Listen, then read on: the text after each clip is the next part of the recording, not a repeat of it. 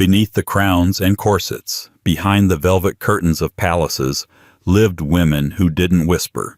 They roared. This isn't the fairy tale version of royalty. These were queens, princesses, and duchesses who scorched reputations, shattered etiquette, and made courtiers cry before breakfast. From icy one-liners to full-throttle tirades, these royal women didn't play nice. They played to win. And history, try as it might, couldn't silence them. These are the 25 most foul-mouthed, sharp-tongued, and gloriously rude women ever to wear a crown, or throw one. Welcome to the royal court you were never supposed to see. Before we dive headfirst into centuries of royal mayhem, make sure you subscribe, especially if you enjoy history served with sarcasm and a side of scandal. While you're here, drop a comment below. Where in the world are you watching from, and what time is it right now? Midnight in Manchester?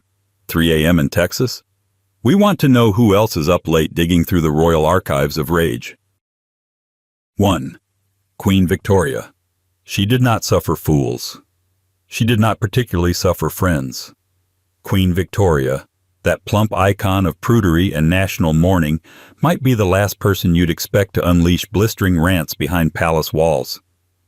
But make no mistake, under the widow's weeds and sentimental statues, there beat the heart of a woman with the emotional subtlety of a cannon. Victoria wasn't merely blunt. She was a scalpel dipped in salt water, sharp, surgical, and guaranteed to sting. Her letters are filled with venom wrapped in curlicue script, often addressing those nearest to her with the tenderness of a military tribunal. She once referred to her own children as frog-faced, tiresome, or impossible, sometimes all in the same breath. Lord Melbourne, her mentor, earned her devotion, but even he was once told he was positively wearisome. Her own husband, Prince Albert, found himself on the receiving end of multiple handwritten tirades that would make a German general sweat. When Victoria disapproved of someone, which was frequent, fast, and often final, she did not whisper it behind a fan. She wrote it down in great detail and ensured it reached the appropriate recipient. A diplomat once described being reduced to shivering after receiving a letter from Her Majesty correcting the tone of his last dispatch. He'd gotten the message. No one misrepresented Victoria and walked away with their dignity intact. She had a favorite phrase, "We are not amused." But the real shock is how rarely she actually said it. The truth was worse. When Victoria wasn't amused, she didn't say so politely. She eviscerated. Her outbursts toward her staff were legendary. One footman who clumsily spilled tea was told he was a disgrace to livery.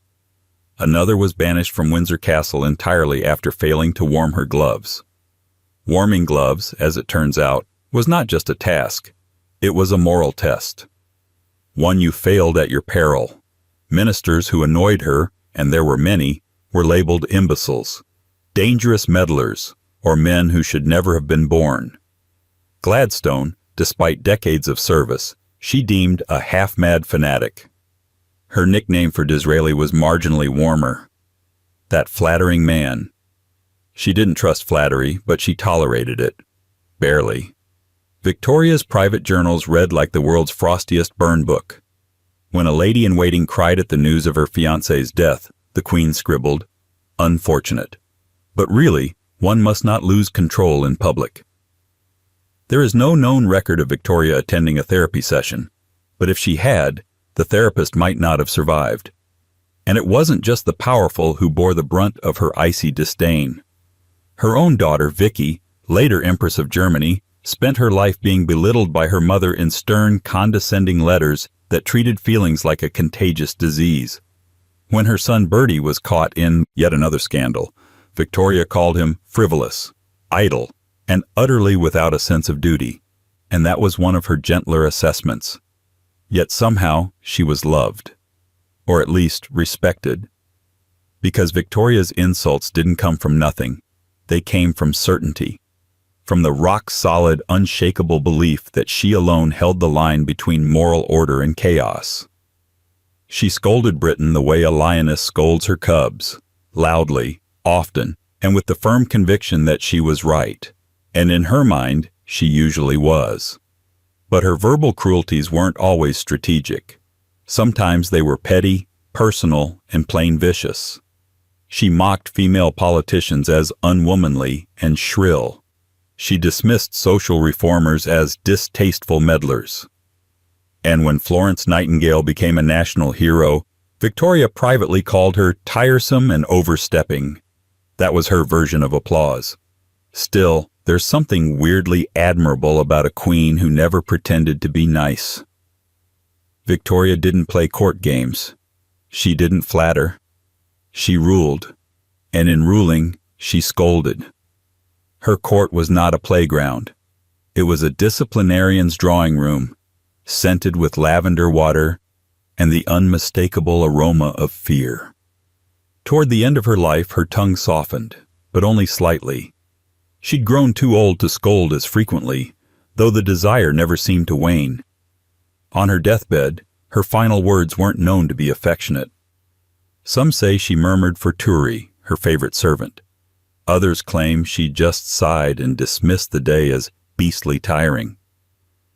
And maybe that was the truest Victoriaism of all. Empires may crumble, loved ones may gather, but for God's sake, someone bring her warm gloves and a bit of silence. She left behind a continent trembling under her descendants, a dynasty of queens and empresses, and at least 3 generations of politicians still waking up in cold sweats from the memory of her gaze. And as Britain buried its longest reigning monarch at the time, one can only imagine the whispered relief from the staff corridors of Windsor. The Empress of Snubs had finally clocked out. But if Victoria was a storm in widow's weeds, the next woman was a hurricane in pearls and fire. Because when Queen Elizabeth I got angry, people didn't just flinch. They prayed. 2. Queen Elizabeth I. Elizabeth I did not simply speak. She detonated. Her words were weapons, barbed, polished, and launched with a theatrical precision that made seasoned diplomats reconsider their career choices. If Queen Victoria scolded like a strict matron, Elizabeth lashed like a divine thunderbolt, bright enough to illuminate your faults and hot enough to leave the court roasted for days. And the extraordinary part? She did it all with the composure of a woman threading a needle. Foreign ambassadors wrote home with trembling admiration. They came expecting a cautious monarch. They left having endured something closer to an intellectual mugging. Her Majesty, one ambassador confessed, spoke with such heat that I feared the very tapestries might smolder. The tapestries, fortunately, survived. His self-esteem, less so. Elizabeth's temper was not random chaos. It was performance, controlled fury, tailored to authority. She could pivot from charming court hostess to volcanic critic in a heartbeat. To be summoned before her during a bad hour was to stand at the edge of a cliff while she calmly explained the geological instability beneath your feet. Counselors learned early that disagreeing with her was dangerous territory. She once called William Cecil, her closest advisor, a most pestilent fellow, and a moment later assured him, "You know I love you." This was Elizabeth's emotional style. Insult first, affection later, and God help you if you misinterpreted the order. Her vocabulary of contempt was legendary. False knaves, malapert fools, drowsy-headed sluggards, all were standard-issue Elizabethan reprimands, deployed with force, style, and perfect enunciation. And though history tends to paint her as the Virgin Queen floating ethereally above worldly pettiness, the reality was that she could, and did, verbally body-slam anyone who tested her patience. Ladies-in-waiting often bore the brunt. They were expected to anticipate her moods, predict her needs, and occasionally survive her outrage. A misplaced jewel, a late dressing, or a clumsily delivered message could trigger a tirade. Elizabeth didn't necessarily hate them. She just had very little interest in pretending to be pleasant. Foreign queens suffered too. When Mary, Queen of Scots, pressed her for succession promises, Elizabeth's letters snapped with icy, elegant contempt. She wrote with the tone of a woman who could maintain diplomacy but refused to hide her irritation. Her sharpest barbs were dipped not in rage but in reason, which somehow made them sting worse. But perhaps the most spectacular eruptions came during discussions of marriage. Whenever Parliament urged her to wed, she delivered blistering speeches that turned the entire assembly into chastened schoolboys. One unforgettable address ended with her declaring she needed no master, followed by a glare so harrowing that the room apparently fell silent. Imagine being publicly scolded by a monarch who could dismantle your moral fiber in 3 sentences or fewer. Still, her anger wasn't always destructive. Strange as it sounds, Elizabeth's sharp tongue was a diplomatic tool, a pressure valve, and occasionally a shield. She used anger the way a conductor uses a baton, directing attention, setting tempo, reminding the orchestra who leads. Her scolding wasn't random cruelty, but a method of governance wrapped in theater. However, that didn't make it feel any better to the people standing in front of her. One courtier reported that when she caught him whispering during a council session, she stared him down and said, "If your tongue were as swift at duty as at gossip, England should prosper twice over." The man reportedly froze so completely the council worried he had fainted with his eyes open. Elizabeth's temper also veered into petty territory. She loved compliments but despised overstepping. She adored dancing but snapped if anyone suggested she might be too old for it. She enjoyed gifts but interrogated the giver if she suspected political strings.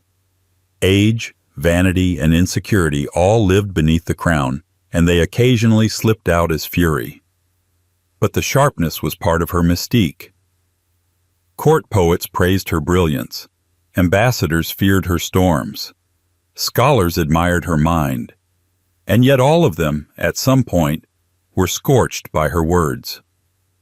She ruled not by sweetness, but by sheer rhetorical gravity. Nobody forgot a conversation with Elizabeth, not because it was pleasant, but because survival required full mental armor. And despite it all, people adored her.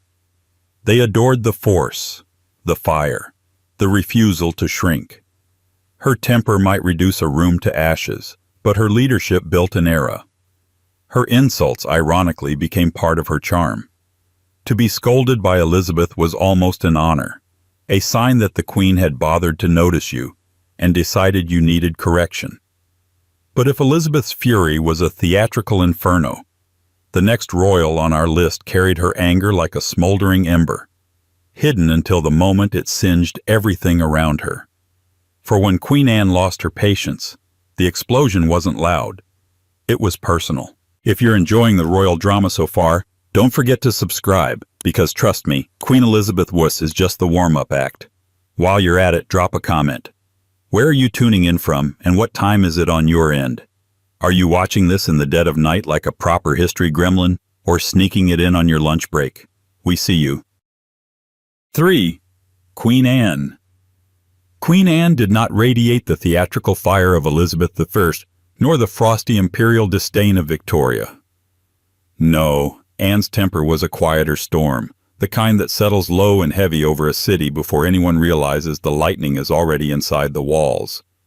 Her rudeness wasn't flamboyant, it was domestic, intimate, the sort of cutting irritation that could sour a room faster than curdled milk, leaving courtiers looking at one another as if someone had tracked in mud. Anne lived in a body that betrayed her often. Illness, grief, and chronic pain shaped her world into a narrow corridor of tolerance. But that did not make her gentle. Quite the opposite. Frustration sharpened her like a whetstone, and the slightest inconvenience could turn her day, and her household, into a battlefield fought with sighs, snapped orders, and the royal equivalent of slamming a door. Her ladies-in-waiting, poor souls, endured the worst of it. They were expected to hover around her like solicitous moths, anticipating needs that Anne herself didn't always recognize until they were unmet, at which point the Queen would erupt in a curt, scalding dismissal. A misplaced shawl? A button pulled too tight? A suggestion offered too eagerly? Any of these could earn a glare so withering it felt like the face of God had turned away from you personally. Anne could silence an entire room simply by frowning in disappointment. She didn't shout often, but when she did, It carried the weight of 12 unspoken arguments that she'd been saving for future use. Chronic gout made her short-tempered, and courtiers learned to identify a gout day by the way she gripped her chair arms, white-knuckled, tight-lipped, capable of barking at anyone who dared comment on the weather, the lighting, or the unfortunate state of her stockings. If Queen Victoria weaponized letters and Elizabeth weaponized rhetoric, Queen Anne weaponized tone. A single "indeed" from her could mean, "You've failed me? You're dismissed. How dare you?" Or, "Why are you still standing here breathing my air?" Her ability to compress layered contempt into one syllable was practically alchemical. And then there was her relationship with Sarah Churchill, political operator, confidant, emotional fire starter. Their friendship, rivalry, and eventual blow-up was an opera of whispered insults, slammed carriage doors, and resentful letters. Sarah was famously blunt. Anne could be stubborn to the point of paralysis. Together, they produced some of history's most spectacularly tense arguments, conducted through folded arms, clipped phrases, and polite phrases delivered like arrows. One infamous moment. Sarah once suggested Anne spend less time with her new favorite, Abigail Masham. Anne's response was so stiff, so cold, so laced with barely contained outrage, that Sarah later admitted she momentarily thought the Queen might have her removed from the room by force. Instead, Anne simply turned away and refused to acknowledge her for the rest of the day, a punishment worse than shouting, because it invited everyone present to watch Sarah disintegrate under the weight of royal silence. Anne's rudeness was rarely dramatic, but always memorable. Even diplomats noted it. A French envoy wrote that speaking with her was like walking barefoot over scattered pins. One does not know where the next sharpness lies. Yet he also noted that she was unfailingly polite when things ran smoothly. The key problem? Things rarely ran smoothly for Queen Anne. Her staff learned to fear mornings most of all. The Queen often woke irritable, exhausted, and already mid-argument with the universe. Some days she scolded her chambermaids for letting in too much sunlight. Other days she scolded them for not letting in enough. The correct amount of light was a mystical figure known only to Anne and revealed exclusively in hindsight. Even her famous appetite, a source of whispered court gossip, fed into her sharp tongue. Meals that arrived late, cold, or with one too many capers were greeted with curt reproach. Cooks trembled. Stewards prayed. And heaven help the server who dropped so much as a spoon. Yet beneath the impatience, Anne had a fragile seriousness that made her rudeness oddly human. Her anger was not arrogance. It was weariness. Her harshness masked vulnerability that she never knew how to articulate. She was a queen who desperately wanted peace and instead was handed pain, politics, and a nation that expected more of her than she could ever comfortably give. Still, her temper carved deep marks into her legacy. Courtiers remembered her terse remarks. Servants remembered her sighs of exasperation. Ministers remembered how her voice tightened when they pushed her too far. And anyone who ever tried to maneuver her into a decision she didn't like remembered the glacial, immovable silence that could freeze a conversation and a career mid-sentence. But as formidable as Anne's quiet fury could be, the next royal wielded her temper like a torch swung through a warehouse full of gunpowder. Because Queen Mary I, unlike Anne, didn't simmer. She ignited. 4. Queen Mary I, Bloody Mary. She was England's first crowned queen regnant, and she ruled with the warmth of an iron fireplace. Queen Mary I, the daughter of Henry VIII and Catherine of Aragon, has been saddled by history with a moniker that sticks like wet ash. Bloody Mary.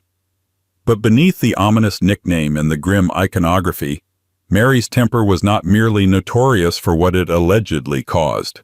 It was remarkable for how precisely, even coldly, it landed, like a judgment you couldn't escape, and frankly, weren't meant to. Mary did not explode often. She didn't need to. Her version of anger was colder than fury and far more dangerous. A steady stream of reproach, pronounced with the moral certainty of someone convinced she'd been appointed by divine right and had been personally insulted by your incompetence. Contemporaries who stood too close to her displeasure often described it with a sort of hushed dread.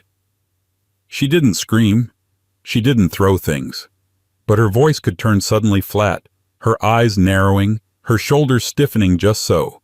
Then the verdict would fall, calm, cutting, and absolutely final. Courtiers quickly learned to fear that silence, the kind that stretches out like a blade being drawn slowly from its sheath. The nobles and counselors who served under Mary faced a monarch whose personal disappointments were rarely kept private. If a minister failed her, she said so directly. If a lady-in-waiting arrived late or sloppily dressed, the rebuke could be heard echoing down the corridor. One foreign ambassador described a breakfast where Mary dressed down her household in full view of the guests, correcting table manners, late arrivals, and an allegedly indecent amount of smiling. Behind closed doors, it was worse. Letters from her reign mention episodes where she berated servants in front of others for missteps so minor they barely qualified as events. But Mary viewed such failures not as practical errors, but as moral ones. And a moral failure to her was not a learning opportunity. It was a defect. To disappoint Mary Tudor was to be judged unworthy of the task, and often unworthy of the Queen herself. Her scoldings were often made sharper by her unrelenting religious conviction. Mary viewed her rule not just as political, but spiritual. As such, opposition didn't just make her frustrated, it made her righteously indignant. Her verbal lashings frequently borrowed from sermons. To disobey her was to err against not just the crown, but the church. That kind of anger doesn't come with volume, it comes with gravity. Even her closest advisors felt the sting. Simon Renard, the imperial ambassador who had more access to Mary than nearly anyone, once confided in his letters that Mary's moods turned on a pin, and that a single disagreement may ice the day.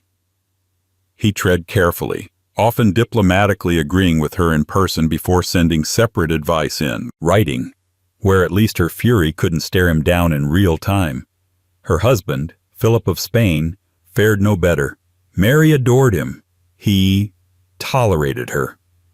Their marriage was cold, awkward, and politically expedient. Mary's temper, when it came to Philip, often turned inward, stewing into resentment, bitterness, and long tirades against those she blamed for keeping him away. Ministers reported being summoned late at night to hear complaints about Philip's neglect, his absences, and the conspiracies she believed swirled around them. And yet, for all her intensity, Mary was not devoid of warmth. Those few she trusted, very few, described her as deeply loyal, even gentle in private moments. But the distance between those rare instances and the wrath she directed toward enemies, or staff, was vast. It created a whiplash effect for those within her circle. You were either within the circle of grace or completely outside of it, and she could shift your membership without warning. Even illness didn't soften her. Toward the end of her short reign, Mary became more physically frail, but her tongue retained its edge. One court physician reportedly muttered something under his breath during a consultation and was promptly told by the Queen that mumbling is the defense of liars. It was the last time he failed to speak clearly in her presence. Mary's reign ended in disappointment, illness, and the slow crumbling of her political hopes. But the fear she instilled lasted far longer. Those who served her remembered the sudden silences, the public humiliations, the glare that could chill a room, and the heavy sense that you were always one mistake away from judgment. But if Mary's wrath came from divine conviction and personal betrayal, the next royal made rudeness a domestic sport. Because Margaret Beaufort, matriarch of the Tudors, didn't need a throne to make you feel insignificant. She just needed a hallway, a stair, and a few choice words that would ruin your entire afternoon. 5. Margaret Beaufort. If ever there were a woman who could control a dynasty with one raised eyebrow and a disapproving murmur, it was Margaret Beaufort. She didn't shout, she didn't storm, she didn't need to. Her words were fewer, quieter, and always sharpened to a point. Imagine a Tudor grandmother with the emotional temperature of a cathedral in winter and the authority of a tax audit. That was Margaret. Mother of Henry VII, grandmother to Henry VIII, and architect of the entire Tudor rise to power, Margaret Beaufort existed at the core of England's bloodiest political pivot. But don't let the rosary beads and pious reputation fool you. Behind the layers of religious devotion and maternal dignity was a woman who, by most accounts, could reduce a nobleman to silence with a single sentence, and regularly did. She didn't tolerate rudeness from others, of course, but she had a curious way of redefining her own cutting remarks as clarity. By the time she reached middle age, Margaret had mastered the art of weaponized propriety. Courtiers and family members alike reported that she could deliver a reprimand so politely phrased, it took you several hours to realize you'd just been publicly scolded in front of a tapestry. But her worst target, as history has quietly whispered, may have been her daughter-in-law, Elizabeth of York. By all appearances, their relationship was civil. Behind the scenes, a daily chess match between a tired queen and a mother-in-law who never quite accepted that someone else was allowed to parent the royal children. Margaret treated the new queen less like an equal and more like an incompetent nanny whose supervision needed correction. Reports from court suggest Margaret involved herself in nearly every domestic and ceremonial decision. From the swaddling of baby Arthur to the composition of royal menus, she had an opinion, and, worse, a system. Servants were instructed to follow Lady Margaret's method, and those who deviated discovered exactly how much scorn a holy matron could compress into a single sideways glance. Despite never claiming the title of queen, she insisted on being treated with royal dignity. She signed documents with queenly stylings. She demanded ceremonial precedence over almost everyone at court, up to and including the actual queen. Protocols had to be rewritten to accommodate her hybrid status. Not quite monarch, but absolutely not a mere noblewoman, and woe betide the person who addressed her incorrectly. One hapless court official once failed to call her My Lady the King's mother, and was met with a chilly silence that stretched into several long, awkward minutes before she finally said, "I see I am to be corrected by men with short memories." That was the style. She didn't insult people outright. She reminded them, with a sweet and terrifying smile, of what they had forgotten, and what they owed her. Margaret also maintained a household of near-military discipline. Her personal staff worked under strict codes of conduct, many of them recorded in writing. Silence during meals, swift obedience, letters written in formal hand. One clerk who wrote to her in a too familiar tone was reassigned to a different estate before his ink had dried. To work for Margaret Beaufort was to enter a lifelong etiquette exam with daily grading. And yet, despite the heavy-handed management, she was respected, sometimes even admired, because beneath the iron discipline was genuine competence. She organized estates with breathtaking efficiency. She funded educational institutions. She handled political negotiations with absolute precision. People obeyed her not just out of fear, but because, inconveniently, she was often right. Her rudeness stung, yes, but it usually came attached to the cold slap of accuracy. What made Margaret's sharp tongue so potent wasn't just its delivery, it was the moral weight behind it. She believed in what she said. She believed in her role. She believed in the rightness of the Tudor cause, and that belief made her unbearable to defy. Her contempt wasn't emotional. It was structured, calculated, judicial, and while many of her descendants would inherit her ambition, few would master the elegant cruelty of her disapproval. Her words didn't echo. They stuck, like burrs on a velvet cloak, like judgment dressed in velvet. But if Margaret Beaufort was the queen mother of formalized frost, the next royal threw away the script altogether. Empress Matilda, also known as Maud, didn't care for etiquette, optics, or tact. She believed she was right, and God help the noble who tried to tell her otherwise. 6. Empress Matilda. Maud. History remembers her as a would-be queen, a Civil War instigator, and the mother of the Plantagenet line. But before all that, before the sieges, the failed coronation, the endless war against Stephen, Empress Matilda was known for something far more immediate: her temper. Chroniclers didn't mince words. They called her imperious, arrogant, and unbearable in her pride. And for once, the medieval writers might have actually undersold it. Matilda didn't just expect to be obeyed, she demanded it. Loudly, publicly, often. And with such scathing authority that even her allies sometimes had to take a breath and reconsider their loyalties. Her tongue was as sharp as her claim to the throne, and just as inflexible. When she entered a hall, the temperature dropped. When she opened her mouth, it plummeted further. She was born to rule, or at least she was born certain of it. The daughter of Henry I, raised in imperial courts across Europe, Matilda had been Empress of the Holy Roman Empire before returning to England. That alone gave her a pedigree unmatched by any rival. But the court she returned to wasn't interested in pedigrees, it was interested in power. And Matilda, unfortunately for everyone, brought both. What made her rudeness legendary wasn't just the volume or vocabulary, it was the precision. She didn't lash out without aim. She identified a weakness in her opponent, usually some insecurity about their status, their lineage, or their military competence, and then casually dismantled it in public, with the tone of a woman explaining the weather.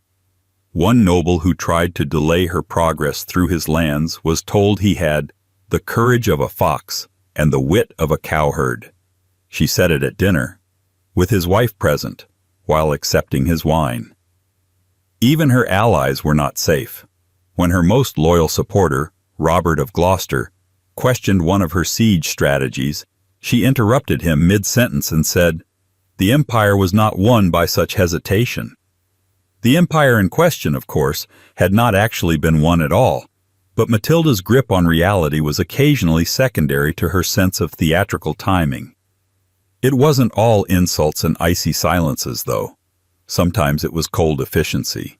When she took the city of London during her brief moment of near victory in 1141, she entered the capital not as a diplomat, but as a monarch already crowned in her own mind. She refused to court the city's leaders, refused to flatter, and reportedly demanded taxes with such brusque authority that the citizens began plotting her expulsion almost immediately. One observer wrote that she treated all with a contempt most unseemly for a lady, a very medieval way of saying she was spectacularly rude to every man who thought he deserved her charm. And then there was the famous coronation that wasn't. Having captured King Stephen and cleared the way for her crowning, Matilda managed to alienate nearly every noble in the room with her cold demeanor and impossible demands. According to one chronicler, the moment she opened her mouth to speak to the assembled lords, the air in the room became heavy with resentment. Within days, the coronation collapsed under the weight of her own disdain. Still, Matilda never doubted herself. Her sharpness wasn't performative, it was her worldview. She genuinely believed that being right and being born to rule was reason enough to be obeyed. And if the men around her didn't like it, well, that was their weakness. She didn't lower herself to make others comfortable. She didn't soften. She didn't charm. She commanded. And yet, for all her brilliance and brutal clarity, Matilda's story is defined by near misses. A throne just out of reach, a coronation that vanished, a war that ground on longer than her patience. The fire she brought to every encounter, every council, every letter, every clash, left its mark on history, but not the crown. Still, her legacy endured, not in gentle memory, but in her son, Henry II, who inherited not only the throne she never got, but a trace of her volcanic arrogance. And yet, Matilda's fury was not born of ambition alone. It was born of a world that told her to wait, to yield, to smile. And she refused. But while Matilda burned her way through diplomacy, the next royal chose her battles differently. Queen Isabella of France didn't need to raise her voice. She could silence a room with nothing more than a sneer and destroy reputations before the second course was served. 7. Queen Isabella of France. They called her the she-wolf of France, not for her elegance, which was considerable, nor for her beauty, which was undisputed, but for her cold-blooded precision, and the way her fury always arrived dressed in silk, carrying a blade of words sharper than anything forged in steel. Queen Isabella of France didn't scream, and she rarely made a scene. She didn't have to. Her rudeness came with court polish, ceremonial formality, and a ruthless clarity that made even her allies speak in hushed tones when she passed by. Born a French princess, married into the chaos of Edward II's England, Isabella arrived at the English court armed with royal blood, cultivated spite, and a growing list of grievances. Her new husband had little interest in her, emotionally, politically, or otherwise. Instead, Edward lavished his attention on his male favorites, granting them titles, wealth, and court access that should have been Isabella's. She did not take this lightly. Diplomatic letters from the time report that Isabella spoke with contempt thinly veiled, especially toward the king's companions. She was known to interrupt conversations with abrupt questions designed to shame her target, or to suddenly excuse herself mid-sentence as if the person speaking wasn't worth finishing a conversation with. Her courtiers called it the French frost. Her enemies called it something worse. One of her more infamous habits was correcting nobles in public, names, titles, protocol, even pronunciation. She once corrected a bishop's Latin during a blessing, prompting him to go pale and lose his place in the sermon. A chronicler noted that the queen smiled like one who had just witnessed something distasteful and would now be taking her leave forever. Her disdain for Edward's inner circle, especially Piers Gaveston and later Hugh Despenser, was not only open but lethal to their reputations. In court she referred to them with mocking diminutives, and during ceremonies she made a habit of turning her back when they entered the room. At one feast she allegedly asked aloud, within earshot of the entire court, "Must we share every meal with such parasites?" Edward ignored her, but the court didn't.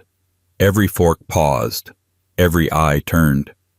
But Isabella's sharpness wasn't all interpersonal. She was a diplomat in her own right, and had little patience for male counselors who assumed otherwise. She once scolded an ambassador from Aragon who dared speak over her, pausing only long enough to say, "If you speak to me as to a servant, you shall be answered as by a sovereign."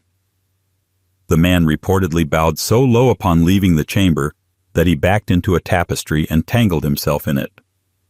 Her rudeness was, in many ways, her armor. The English court expected pliancy in its queens, decorum, sweetness, and preferably silence. Isabella offered none.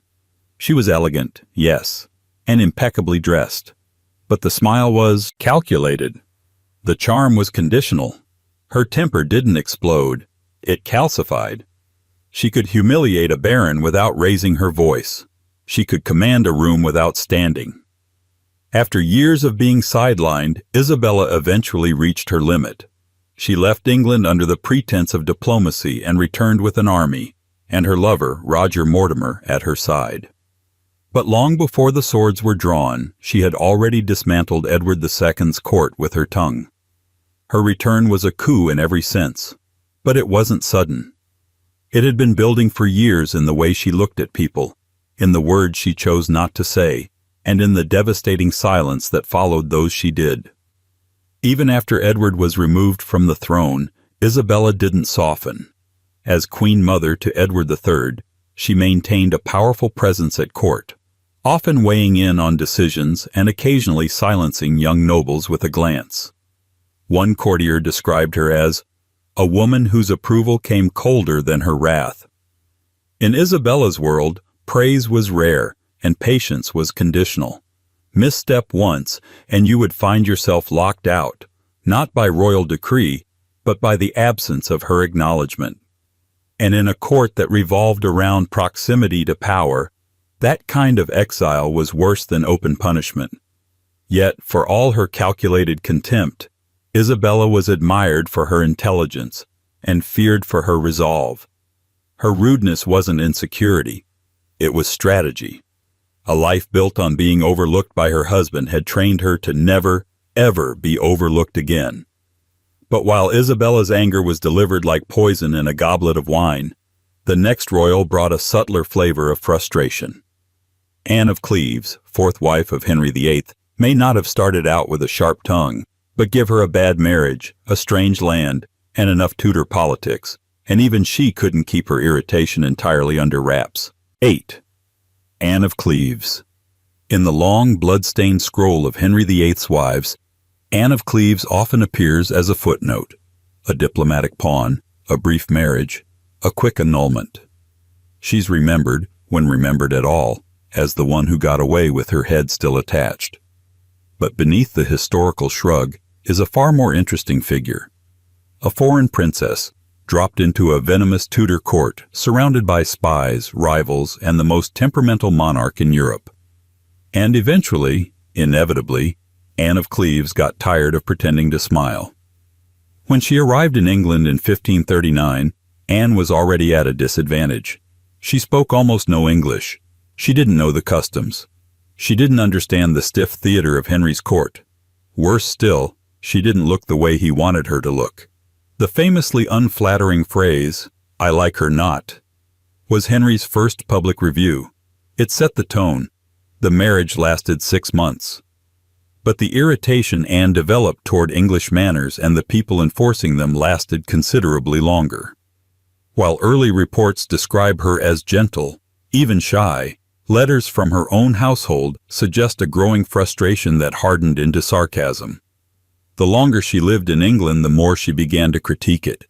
Quietly at first, then less quietly. According to several attendants, Anne frequently complained, sometimes in German, sometimes in slow, annoyed English, about the stiffness of court rituals, the prissiness of English fashion, and the food, which she reportedly described as a tragedy served warm. When a lady-in-waiting tried to correct her table manners during a feast, Anne is said to have replied, "In Cleves we do not insult our guests between courses." The room went silent. The message was clear. After the annulment, she was awarded a generous settlement, several estates, and a title, the King's Sister. This was meant to be an honor. Anne took it as a half-hearted consolation prize. In private, she referred to it as a crown made of paper. She didn't seek confrontation, but neither did she make much effort to hide her boredom, her disappointment, or her evolving disdain for the courtiers assigned to cheer her. Visitors to her household described her demeanor as pleasant but guarded, and noted that she had developed a habit of sighing theatrically when anyone mentioned the royal court. Her steward once remarked that she had taken to mocking the endless rituals of English noblewomen, mimicking their delicate hand gestures and fake laughter for the amusement of her inner circle. One guest reportedly found this performance so accurate and so brutal that he declined to return a second time. Anne's private complaints were not scandalous, but they were pointed.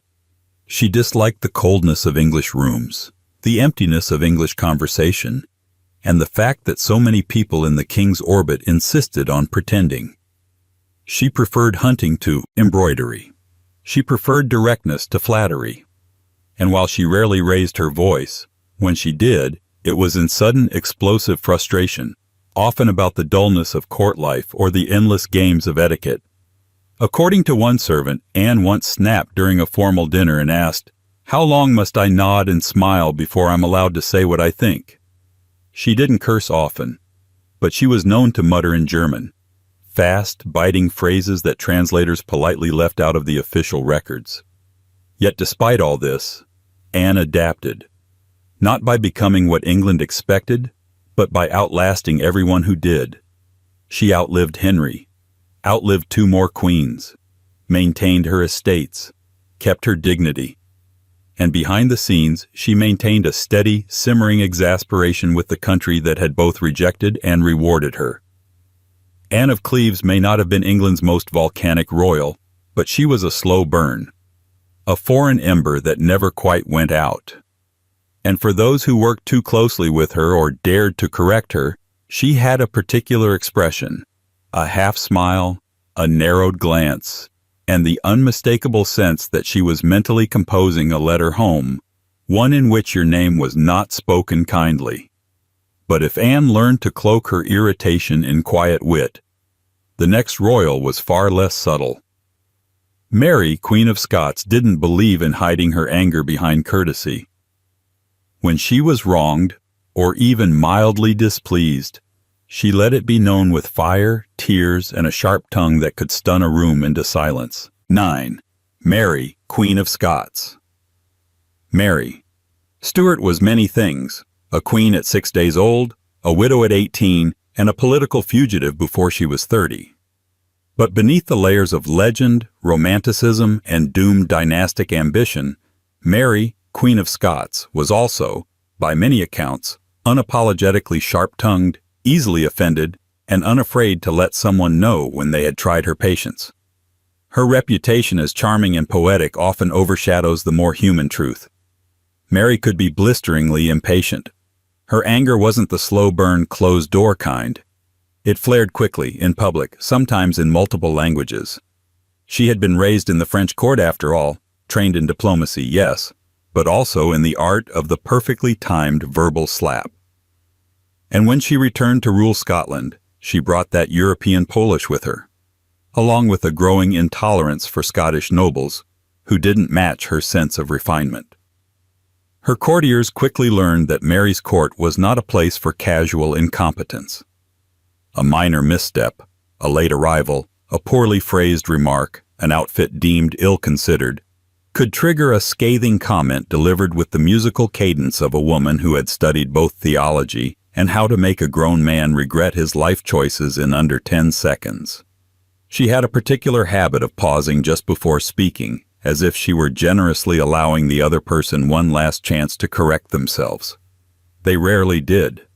And then the words would come, measured, eloquent, and edged with such contempt that even her most loyal allies sometimes found themselves retreating into silence. Mary didn't need to curse to be brutal. Her language, especially in letters, was courtly, but it often carried the sting of disappointment laced with judgment.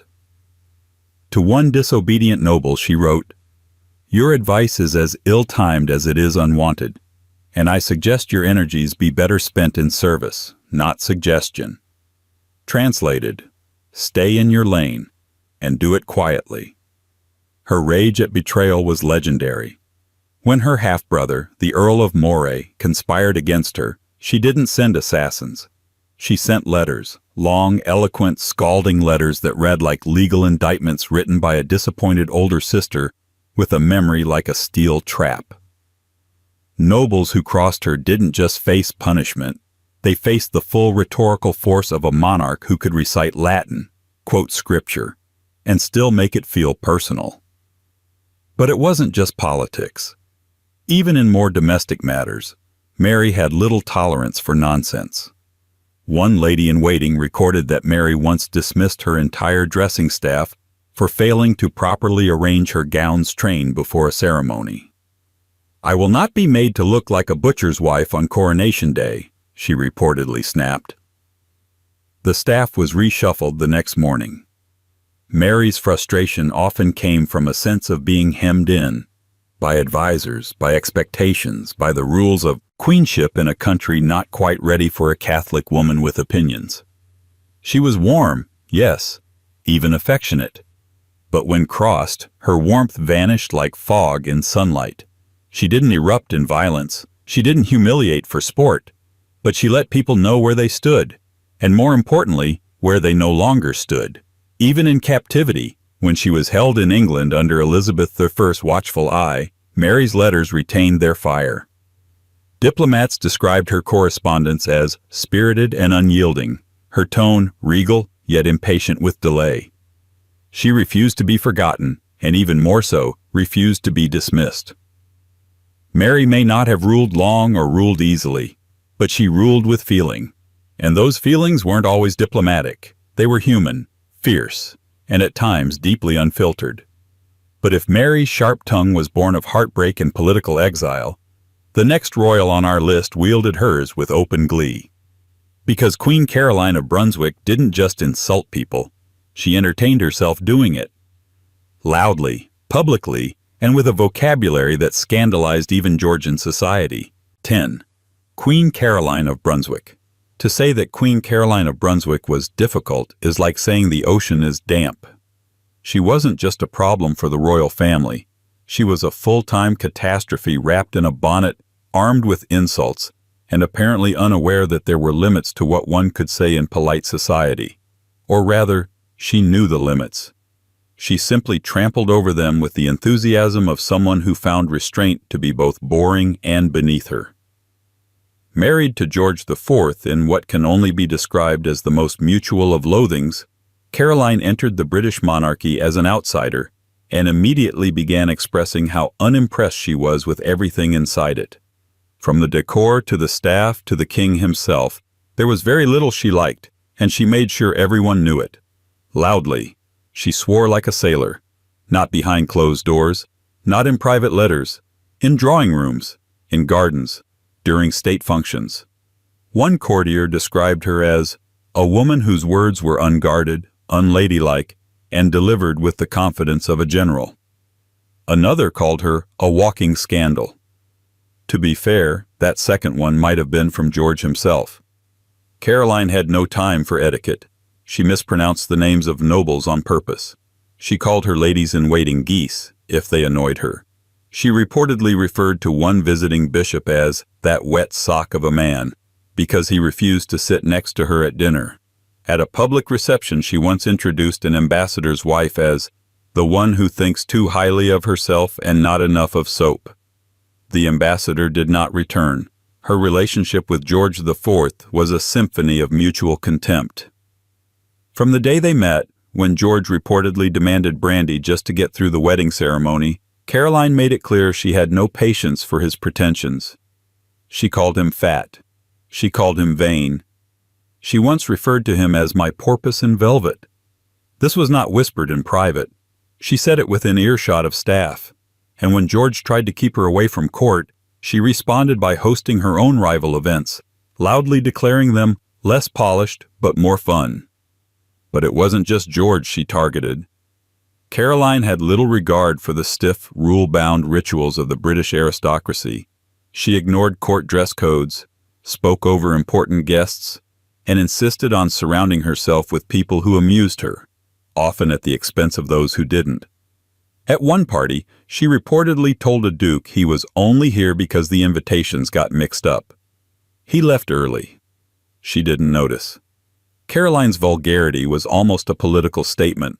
She refused to behave the way a queen was expected to, and in doing so, accidentally became something of a symbol for the public, at least the part of the public that also resented George's expensive tastes and never-ending demands for money. Crowds cheered her antics. Satirists adored her. Newspapers turned her insults into headlines. She was infuriating, unpredictable, and impossible to ignore. And she liked it that way. Her defiance wasn't just personal, it was performative. She made a spectacle of herself, partly out of revenge, partly out of instinct, and partly because she just found it all so deeply ridiculous. But while Caroline wielded her rudeness like a fan at a hot dinner party, waving it for dramatic effect, the next royal turned it into high art. Princess Margaret, Countess of Snowdon, didn't raise her voice. She didn't need to. She just looked at you like you'd already failed, and then made sure you knew exactly why. 11. Princess Margaret, Countess of Snowdon. Princess Margaret didn't yell. She didn't need to. She mastered a very different kind of brutality, the elegant kind, laced with diamonds and disappointment. If Queen Caroline was chaotic energy in lace gloves, Margaret was a scalpel in silk. Her insults were quieter, but far more fatal. They didn't just wound your pride, they made you rethink your life choices. The younger sister of Queen Elizabeth II, and forever trapped in the shadow of duty she didn't choose, Margaret turned condescension into a second language. And she was fluent. Her mere presence could silence a room, not with authority, but with a well-timed glance, a sigh, and a sip of whiskey that suggested everyone present had already lost her interest. She had a gift for the dismissive one-liner, the kind of comment that would sound harmless if written down, but in the moment, with her tone and timing, would send seasoned courtiers into existential spirals. She once looked a young staff member up and down and said, "Are you new or just poorly dressed?" The question was never answered. It didn't need to be. Margaret's impatience was not theatrical but steady, like background radiation. She had no time for inefficiency, fawning, or delay. A staffer who once brought her the wrong brand of mineral water was subjected to a full minute of silence, followed by the words, "Let's try that again, shall we?" The moment became palace folklore. New hires were warned. If she pauses before speaking, you've already failed. Unlike her sister, who played the role of monarch with quiet endurance, Margaret seemed to relish her ability to shock and correct. She often acted as if politeness were an outdated fashion she'd decided not to bring back. Once, when asked at a formal dinner if she'd like a vegetarian option, she reportedly said, "I didn't fight my way out of the womb to eat lettuce." Laughter followed, but no one asked again. Those close to her knew there was a deep loyalty behind the frost, but the warmth had to be earned, carefully. She could be affectionate, generous, and wildly funny with people she liked, but if you fell out of favor, the temperature dropped immediately. Conversations became clipped. Invitations stopped arriving, and if you were really unlucky, she might describe you to others with a single, cutting phrase that would follow you for years. She called certain aristocrats decorative but dim. She once referred to a rising politician as ambitious in the wrong direction. And when a royal photographer annoyed her during a shoot, she snapped, "You're awfully bold for someone behind the camera." He didn't take another photo for hours. Margaret didn't care for public pretense. She hated small talk and wasn't shy about showing it. She had a habit of walking away mid-conversation when she got bored, sometimes in the middle of someone else's sentence. At diplomatic events, she sometimes corrected protocol officers, not kindly, not quietly, but with a tone that made it very clear she expected better and could not believe she had to say so out loud. Even those who admired her struggled to keep up. She moved through life like a royal storm, perfectly styled, never late, and frequently impossible. And perhaps most unnerving of all, she rarely apologized. If she insulted you, it was probably on purpose. If she didn't, it might have been worse, because it meant you weren't worth noticing. But if Margaret's cruelty was elegant and icy, the next royal on our list wore her sharpness with a different kind of grace. Queen Alexandra knew how to smile sweetly while cutting deep, often without raising her voice, but always with precision. Because some queens correct with command. Alexandra corrected with charm so precise it hurt. 12. Queen Alexandra. Queen Alexandra moved through the world like a porcelain swan, regal, radiant, and seemingly delicate. But beneath the lace gloves and serene expressions lived a woman who could fillet your pride with a few well-chosen words and never once disturbed the gentle drape of her silk gown. Her elegance wasn't just aesthetic, it was tactical, and her sharpness came not from rage, but from a quiet refusal to tolerate incompetence, disloyalty, or worst of all, mediocrity. She was married to Edward VII, a man whose personal life was expansive. While he was out enjoying his extended social duties, Alexandra built a fortress of dignity around herself and maintained it with iron discipline. Publicly adored and almost mythically graceful, she knew how to hold court with a smile. But behind the scenes, that smile could disappear in an instant, replaced with a clipped tone and an arched brow that could reduce even the most seasoned courtier to mumbling apologies. Alexandra wasn't the type to shout across a room. She didn't need to. Her displeasure was felt like a shift in barometric pressure. One minute the drawing room would hum with polite conversation. The next, someone would say the wrong thing, or arrive 5 minutes late. and a chill would settle over the entire gathering. It was subtle, impeccably timed, and unmistakably her doing. Those close to her, staff, friends, even family, described her as meticulous and deeply exacting. Not loud, not cruel, but pointed. Her corrections were often delivered in private, but they were rarely gentle. She was known to summon ladies-in-waiting not to scold them, but to explain, in devastating detail, what they had failed to notice. The tone was never raised, the critique was never repeated. Once was enough. She had a particular distaste for flattery, especially when it was poorly executed. When a visiting noble tried to compliment her appearance by referencing her age, she replied, "You are either blind or a fool, and I cannot say which is more offensive." The noble laughed, assuming it was a joke. It wasn't. Alexandra had already moved on. Even her daughters weren't exempt. One anecdote describes a family tea during which a young princess expressed frustration with a guest. Alexandra, without even looking up from her embroidery, said, "If you cannot find your manners, I suggest you lose your voice as well." The child reportedly didn't speak again until dessert.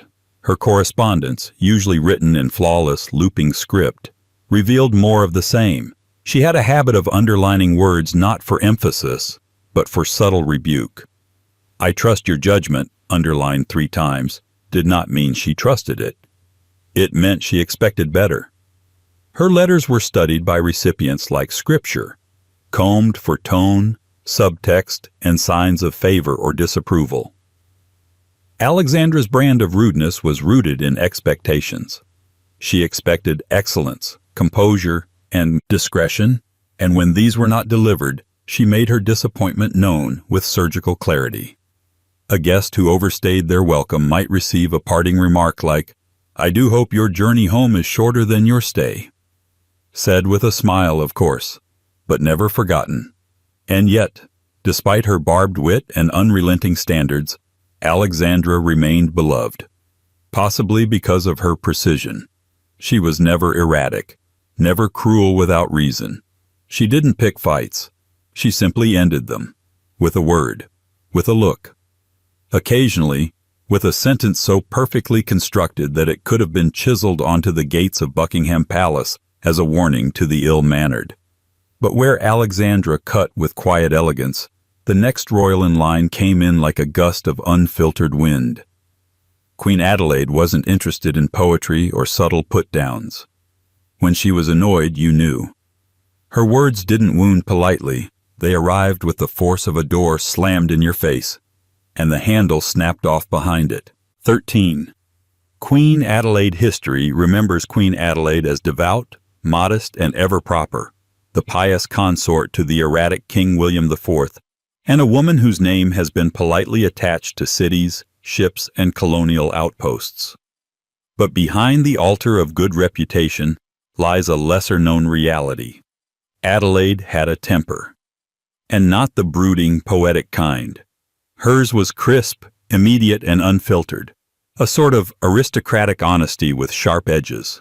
She didn't explode often, but when she did, it was the sort of dignified eruption that left people stunned, confused, and instinctively apologizing for things they didn't do. Adelaide's rudeness didn't come from vanity or whimsy. It came from order. She had a fierce sense of rightness, moral, domestic, procedural. Everything had its place, and when things slipped out of alignment, whether it was a teacup set incorrectly or a courtier whispering too loudly during prayers, her patience snapped like a harp string. Quiet one moment, cutting the next. A lady in waiting once described the Queen's presence as a gust of cold air beneath a lace curtain. Elegant, yes, but brisk enough to make you stand up straighter and reconsider your tone. One misstep in her presence could invite a verbal correction delivered in a voice barely above a whisper, but somehow louder than a shout. Her words didn't rise, they sank, right into your confidence. Servants walked carefully around her, not because she was cruel, but because she noticed everything. One footman, new to the household, made the mistake of placing a breakfast tray 2 inches off-center. Adelaide did not shout. She simply looked at the tray, then at him, and said, The Queen of England is not partial to crooked mornings. He reportedly never misplaced another item again. Her expectations extended to everyone: family, staff, even clergy. Once, when a bishop failed to kneel at the appropriate time during chapel, Adelaide was seen leaning forward in her pew and stating, not loudly but firmly, "Even the proudest men must bow eventually." The bishop obliged, albeit with some visible confusion. Her disdain for disorder extended to court protocol as well. She loathed sloppiness in dress, irreverent laughter, and anything she deemed unseemly.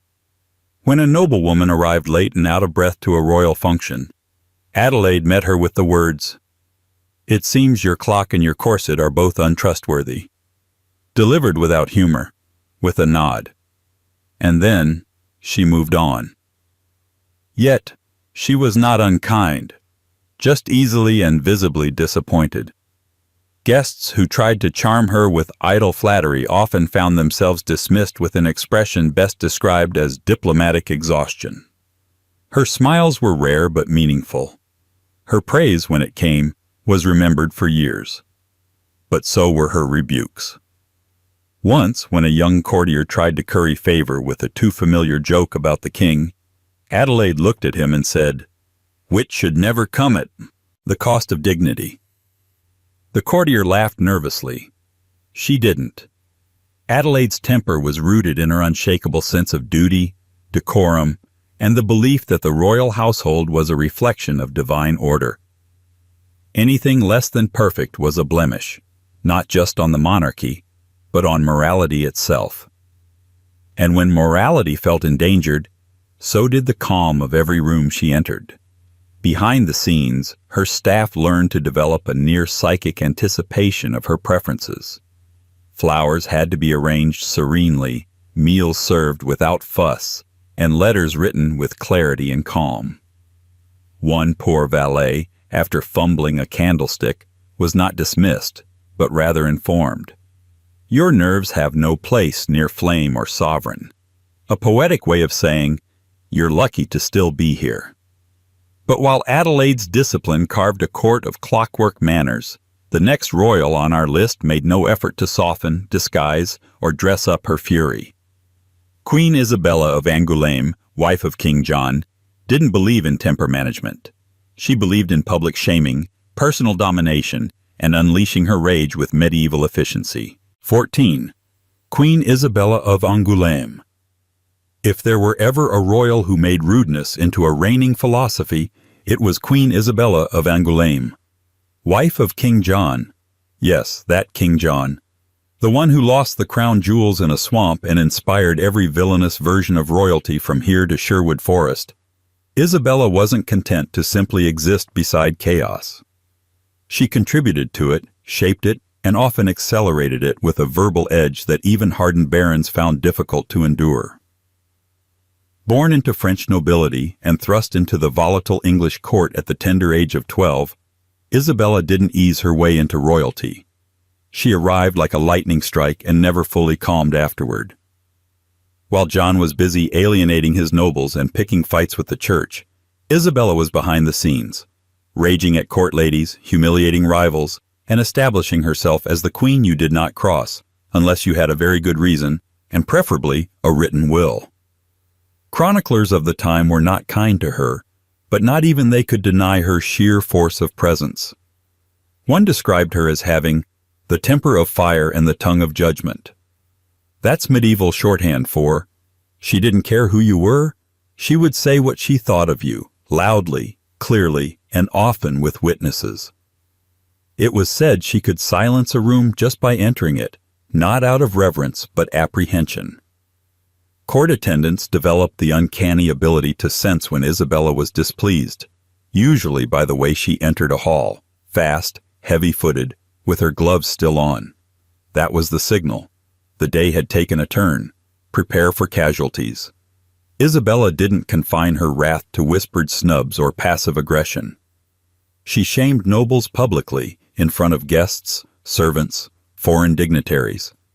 If someone brought her the wrong wine, she would loudly ask whether they were attempting to poison her.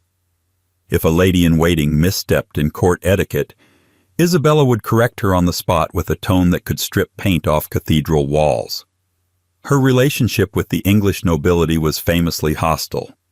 Many of the barons viewed her as foreign, willful, and unmanageable, which, to be fair, she absolutely was. But it wasn't just xenophobia. Isabella treated the barons with visible disdain, referring to some of them as mud-born lords, and occasionally refusing to address them by name. She preferred title and tone, usually the cold, flat kind reserved for servants or misbehaving animals. One chronicler suggested that Isabella once held a banquet specifically to outshine the wife of a particularly influential baron, and when the woman arrived in what she thought was an extravagant gown, Isabella was already seated, wearing 2 gowns layered in gold thread, and reportedly announced, "Some of us do not need to shout to be seen, but here we are." The other woman left early. The court remembered the moment for years. Even after King John's death, Isabella didn't mellow. As the Queen Dowager, she returned to France and immediately plunged herself into political feuds, territorial disputes, and at least 2 full-blown rebellions. She ran her household with such severity that multiple attendants fled, citing a climate of unrest. One French noble, after a single conversation with her, reportedly said, "She is the only woman I have met who uses words like arrows and expects you to bleed with dignity." Isabella's legacy, like her life, is a tangle of ambition, pride, and high-octane hostility. She wasn't loved exactly, she wasn't trusted, but she was respected. In that uneasy, reluctant way, one respects a thunderstorm that never seems to pass. But where Isabella delivered insults like a mounted charge, quick, loud, and full of impact, the next name on our list weaponized scandal itself. Lady Caroline Lamb wasn't a queen, but she didn't need a crown to cause chaos. All she needed was a ballroom, a sharp tongue, and an audience unlucky enough to be within earshot. 15. Lady Caroline Lamb. Technically, she wasn't royalty, but try telling her that. Lady Caroline Lamb may not have worn a crown, but she waltzed through England's aristocratic circles with the confidence of someone who believed she could outwit half the nobility and outcurse the other half, and she often did. A niece of the Duke of Devonshire and married to William Lamb, future Prime Minister, she was firmly tethered to the royal orbit. But she moved through it like a comet, bright, loud, disruptive, and leaving behind a long trail of whispered stories and shattered social expectations. To be clear, Caroline didn't just speak her mind, she launched it, full velocity, into whatever room she was in. Her temper was as famous as her literary aspirations, and her vocabulary, when irritated, was more explosive than poetic. She once called a duchess an overdressed pudding with opinions, and that was at a children's event. On more formal occasions, she was known to shout across drawing rooms, interrupt conversations she found boring, and correct people in front of crowds. Not to embarrass them, she claimed, but because someone must have the courage to say what others are whispering. She had no filter, and perhaps no desire for one. If she disliked you, she'd make sure you found out quickly, and probably in front of others. A courtier who tried to outmaneuver her in a conversation was, in her words, like a goose lecturing a hawk on how to fly. If a hostess invited her to an event she found dull, Caroline might attend anyway, just to walk out after the first course and claim she had lost interest in the company but not in the wine. Her most famous target, however, was Lord Byron. Yes, that Lord Byron. Their whirlwind affair ended in chaos, scandal, and more than a few memorable quotes. After he dumped her, Caroline famously described him as mad, bad, and dangerous to know, a line that made it into every biography and half the romantic imagination of England. But what people forget is what she said afterward, at a dinner party, to a guest who brought up his name.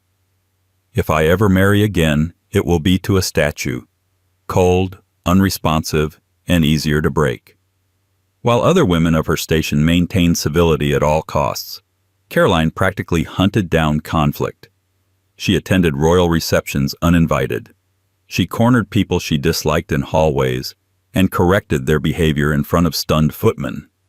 She once described Queen Charlotte as a dried fig wrapped in pearls, a comment that, unsurprisingly, did not earn her many favors at court.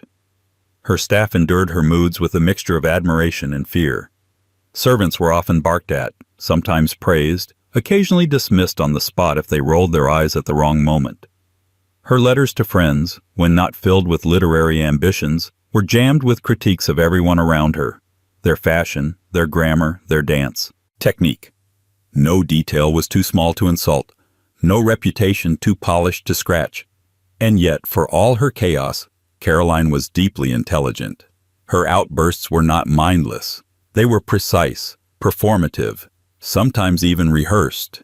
She saw herself as a disruptor, someone sent into the stiff world of British high society to stir the pot. And she did, gleefully, for as long as anyone would let her.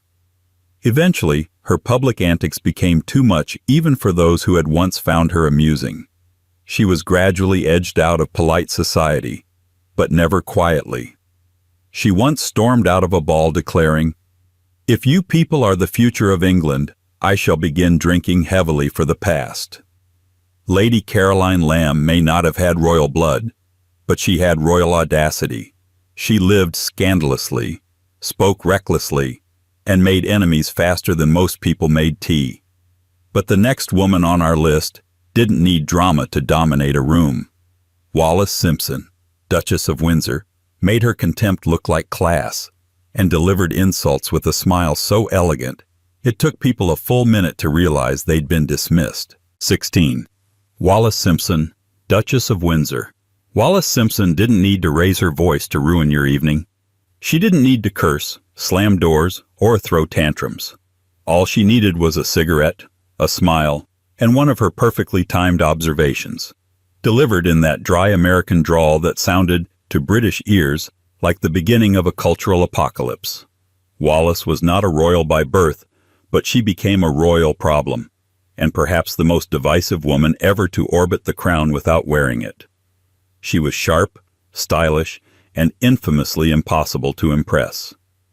If you arrived at a dinner party wearing the wrong shade of gloves or offering a clumsy compliment, Wallis wouldn't scold you. She would simply look at you, up then down, and say something like, "How brave of you to try that look in this light." You'd smile nervously. She'd already moved on. To the British establishment she was vulgar. To Edward VIII she was irresistible. To everyone else she was a woman who did not care what you thought, and would let you know that in increasingly creative ways. Even before the abdication crisis, Wallis had developed a reputation in society for her acerbic wit and her complete unwillingness to defer to people simply because they had titles. She once said of a minor royal, "He wears his family tree like a straitjacket, tight and utterly out of date." Those close to her described her conversation style as surgical. She didn't chatter. She observed, then dissected. Sometimes you didn't even realize you were being insulted until you got home and replayed the conversation. By then it was too late. The damage had been done, and done with such elegance that it felt almost like a privilege to have been targeted.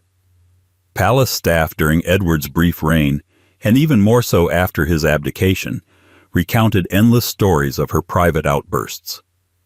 Though she kept up appearances in public, behind closed doors she was known for her cutting remarks and her short temper, particularly when dealing with servants who failed to meet her exacting standards.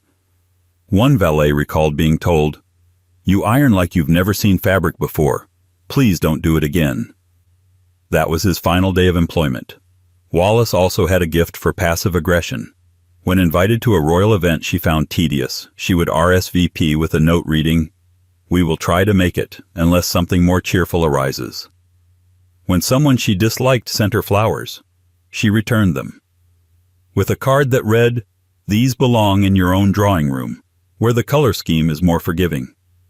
Even Edward, the man who gave up a throne for her, was not spared. She referred to him, half-jokingly, as the little man, and once told a friend, "He abdicated, but somehow I ended up doing all the work." In public, she maintained the image of the chic, graceful partner. In private, she managed their household with a precision that bordered on military and corrected Edward's conversational missteps mid-sentence. To their guests. And yet she held the room, wherever she went. Even among the royals who loathed her, Wallis was impossible to ignore. You might hate her, but you would not forget her. Her style was impeccable, her sarcasm perfectly timed, her contempt crystalline.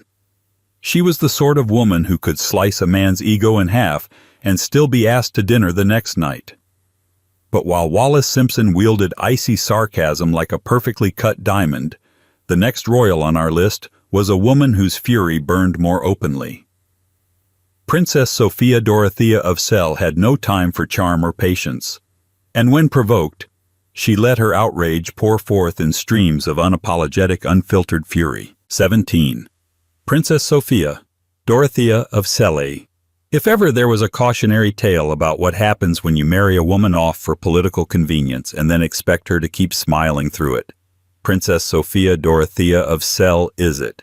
She entered history as the wronged wife of the future George I, a man so cold, so disinterested, and so committed to sidelining her that it's a miracle she didn't light the entire Hanoverian court on fire. But instead of flames, Sophia Dorothea chose fury. Verbal, relentless, and unmistakably sharp. Sophia Dorothea wasn't raised for the British throne. She was a German princess, born into nobility but not quite royal, and married off young in a union that benefited everyone except her. Her husband, the Elector of Hanover, had no affection for her and made no effort to hide it. He spent most of their marriage with his mistress, Melusine von der Schulenburg, whose presence at court was so constant it may as well have been an official appointment. Sophia Dorothea, unsurprisingly, had opinions about this arrangement, and she didn't keep them to herself. She developed a reputation early for what diplomats politely referred to as blunt speech. Behind closed doors, it was more than blunt, it was volcanic. Court reports describe her as vehement in her displeasure, prone to lashing out at servants, ladies-in-waiting, and occasionally foreign dignitaries who had the misfortune of catching her in a mood. And her moods, it turns out, were numerous and easily triggered. She swore in German, frequently and vividly. If you happened to understand the language, it was hard not to flinch. Her fury was theatrical. It didn't just simmer. It arrived in full, with slammed doors, shouted accusations, and the kind of insults that left reputations limping for weeks. She once called a visiting noblewoman a painted toad with pearls, and reportedly said of her husband, "He has the soul of a banker and the face of a dried fish." She said this not in private, but at a public supper, after 2 glasses of wine, in full earshot of half the court. Servants, it was said, developed a sort of radar for her temper. If she walked into a room too quietly, it meant trouble. If she paused before speaking, it meant something or someone had already disappointed her. Her verbal precision made her feared by those closest to her. One lady-in-waiting wrote that Sophia Dorothea could dress you down without once raising her voice, but with such contempt that one longed to vanish through the floor. Her most famous outburst came during one of many confrontations with her husband. After being accused of emotional coldness, she is said to have thrown a glass across the room, not at him, but near enough to make the point, and shouted, "You mistake tolerance for affection. I have given you too much of the former, and none of the latter." He reportedly left the room. She stayed, furious, but victorious. Of course, her outspokenness didn't win her many allies. She was eventually accused, dubiously, of having an affair with a nobleman, and was imprisoned for the rest of her life in the castle of Alden. For over 30 years, she lived in isolation, kept from her children and her titles, silenced by decree, if not by will. But even then, even in exile, her sharpness survived. Letters smuggled out from her confinement were filled with sarcasm, bitterness, and unmistakable jabs at the family that had locked her away. In one she wrote, "There is no better mirror for a king than the wife he discarded. Let him look carefully and see what he truly values. It was a direct hit, delivered from behind stone walls. Sophia Dorothea may have died out of sight, but she never faded. Her anger, righteous and unfiltered, still echoes through the archives. And the next woman on our list shared something of that fury, only cloaked in religious piety and a queen's crown. Mary of Modena, consort to James II, may have appeared holy, but behind that pious expression was a woman whose tongue could scorch a court when provoked. 18. Mary of Modena. She was supposed to be the quiet one, the devout one, the uncontroversial Italian Catholic queen who, by marrying James II of England, would bring grace, piety, and a touch of continental elegance to the stormy politics of the late Stuart court. And in many ways, Mary of Modena delivered exactly that, on the surface. But beneath the layers of lace, incense, and soft-spoken religiosity was a woman who did not suffer disruption, did not tolerate disrespect, and absolutely did not remain silent when provoked. Mary's reputation for holy endurance was not entirely wrong, but what the court often forgot, and what her attendants never did, was that her faith came with fire. And that fire found its voice in scathing rebukes, icy corrections, and the kind of verbal authority that made even senior courtiers fumble their words. She wasn't dramatic. She didn't throw fits. What she did was worse. She scolded with moral clarity, the kind of clarity that left the listener feeling not just corrected, but vaguely damned. Her temper, when it surfaced, was not wild but terrifyingly focused. A misplaced bow, an ill-timed remark, or a servant arriving 3 minutes late could trigger what her ladies-in-waiting came to call the Modena moment.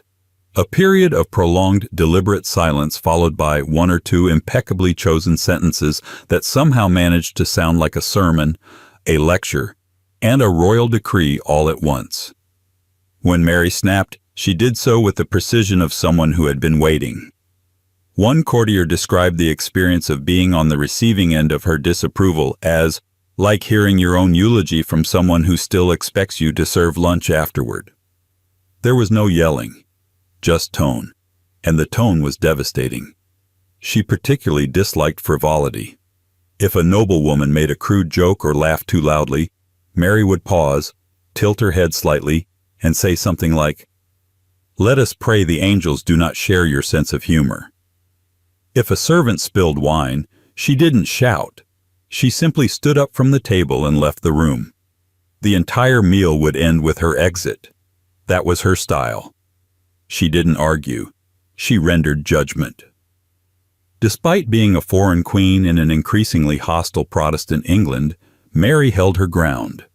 She did not bend to English tastes. She did not abandon her Catholic practices. And she certainly did not pretend to enjoy the courtiers who whispered about her accent and speculated about her womb. When rumors circulated that she had faked the birth of her son to secure a Catholic heir, she responded not with diplomacy but disdain, calling the accusers liars in velvet and creatures who dress like gentlemen but speak like drunkards. Mary's private household ran like a monastic court. Silence was expected. Cleanliness was enforced. Her ladies were required to attend daily prayer, observe fast days, and refrain from gossip. Those who didn't, they were dismissed without discussion. One lady-in-waiting who complained about the rules was reportedly told, "If holiness is a burden, you may unburden yourself elsewhere." She was sent home the next morning. Mary's faith didn't mellow her. It sharpened her. She believed her position, her marriage, and even her suffering were divine appointments. As such, she viewed incompetence as a sin against order, and sins, she believed, should be met with clarity. Her letters reflect this same style, measured, eloquent, and filled with unspoken judgment. To a relative who had embarrassed the royal family at a public gathering, she wrote, "Decorum is not a gift but a duty. When it is missing, we are all the poorer." That was the last letter she ever sent to them. Even in exile, after James II was deposed and the couple fled to France, Mary maintained her steel. She ruled the exiled Jacobite court with a firm hand, issuing commands and dismissals with the same serene finality she'd practiced at Whitehall. French courtiers admired her elegance. English exiles feared her judgment. Mary of Modena remains a lesson in quiet authority. Not the kind that shouts over you, but the kind that leaves you echoing your own mistakes. And while she ruled her household like a chapel, the next royal was nothing like a saint. Queen Mary of Teck, grandmother of Elizabeth II, didn't preach. She inspected, and when she found something, or someone, out of line, her words were swift, cold, and delivered with the calm menace of a woman who expected better from absolutely everyone. 19. Queen Mary of Teck. To be scolded by Queen Mary of Teck was not merely to be corrected. It was to be audited, morally and aesthetically, by a woman who had already decided that the empire itself was only as dignified as your posture and your punctuality. She was the grandmother of Queen Elizabeth II, consort to King George V, and the steel backbone behind decades of royal ceremony, discipline, and barely contained disdain. Queen Mary didn't yell. She didn't need to. Her disapproval came in the form of silence, subtle shaming, and sentences so crisp and cold they could have been served with ice and a lemon slice. From the moment she stepped into public life, Mary of Teck made it clear she expected order, reverence, and a precisely measured teaspoon of deference.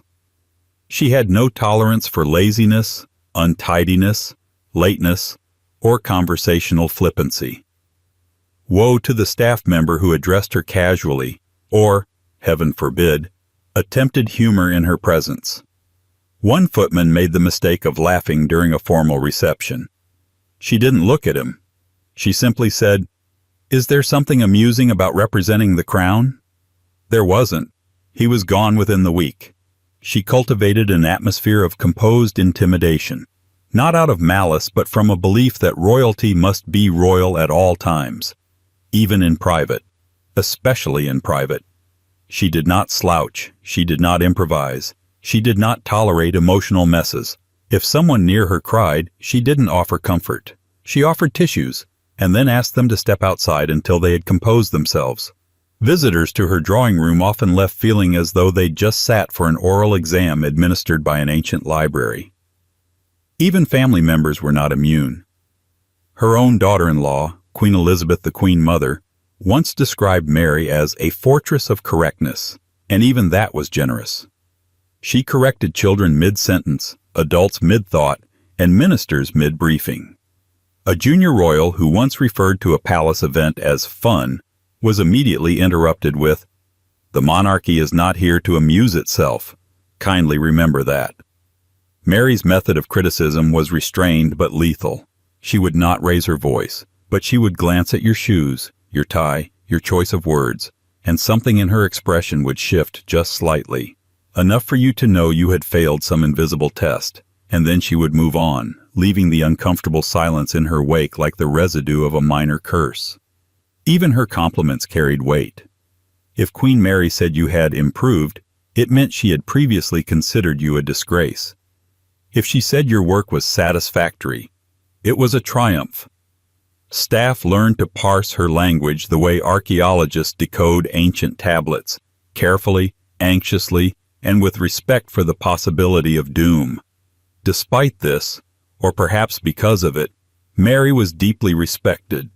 She had an unshakable sense of duty and a near superhuman commitment to ceremonial precision. She arrived early.